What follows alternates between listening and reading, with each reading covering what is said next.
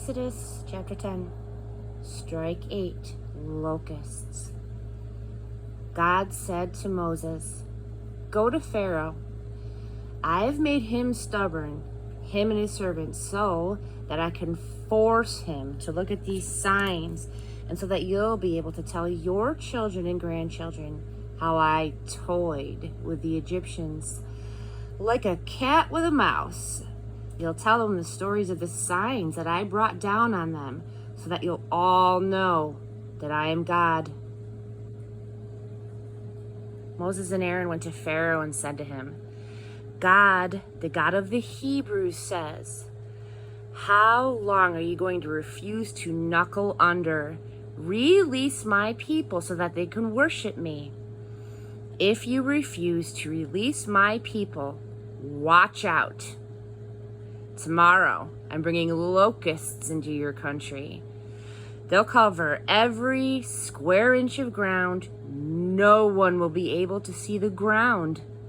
They will devour everything left over from the hailstorm, even the saplings out in the fields. They will clear cut the trees, and they will invade your houses, filling the houses of your servants, filling every house in Egypt. Nobody will have ever seen anything like this from the time your ancestors first set foot on this soil until today." Then he turned on his heel and left Pharaoh.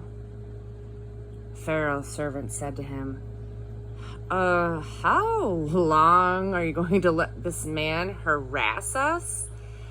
Let these people go and worship their God. Can't you see that Egypt is on its last legs?" So Moses and Aaron were brought back to Pharaoh. He said to them, "Go ahead then. Go worship your God. But just who exactly is going with you?"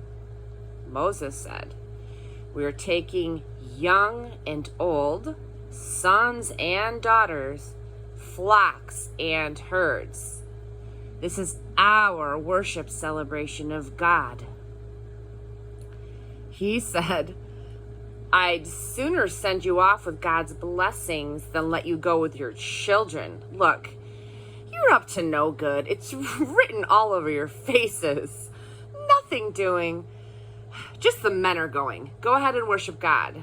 That's what you want so badly." And they were thrown out of Pharaoh's presence. God said to Moses, "All right, stretch your hand over Egypt and signal the locusts to cover the land of Egypt, devouring every blade of grass in the country, everything that the hail didn't get." So Moses stretched out his staff over the land of Egypt. God let loose an east wind.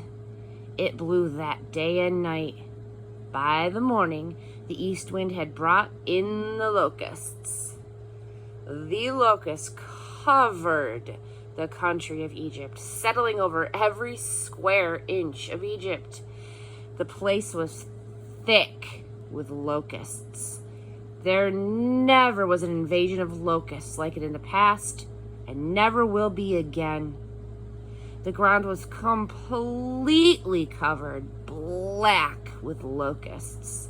They ate everything, every blade of grass, every piece of fruit, anything that the hail didn't get.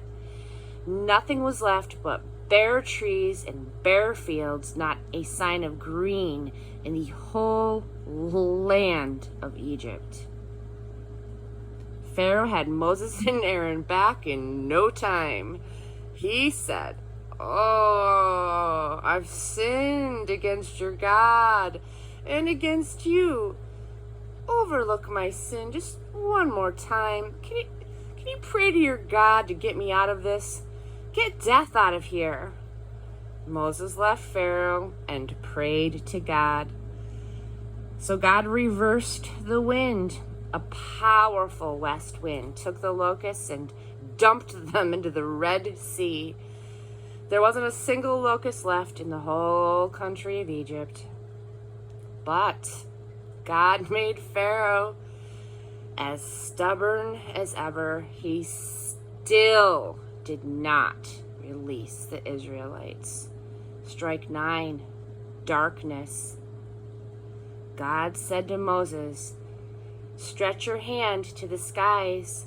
Let darkness descend on the land of Egypt, a darkness so dark that you can touch it. Moses stretched out his hand to the skies, and thick darkness descended on the land of Egypt for 3 days. Nobody could see anybody.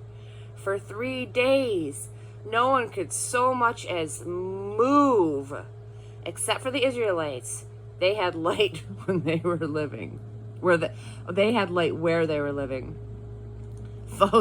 Pharaoh called in Moses, Go and worship God. Leave your flocks and herds behind, but go ahead and take your children.